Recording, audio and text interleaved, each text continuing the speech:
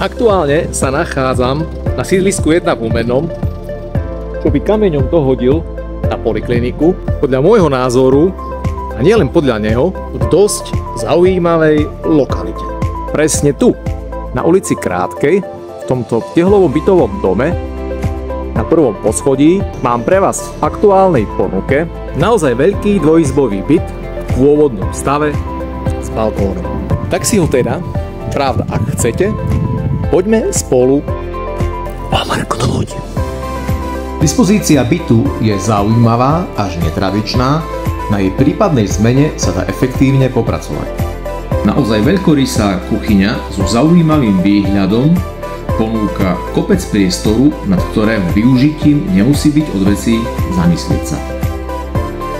Po ruke je šikovná komórka, špajza. Z kuchyne sa priamo vstupuje do presvetlenej západne orientovanej obývacej izby a z nej na šikovný pohodový balkón.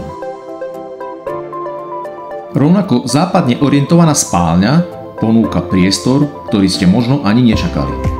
Pôvodné murované jadro v sebe ukrýva samostatnú kúpeľňu a toaletu. Tak čo poviete? Dá sa tento byt? Pretože ak áno, budem sa tešiť na obhliadku.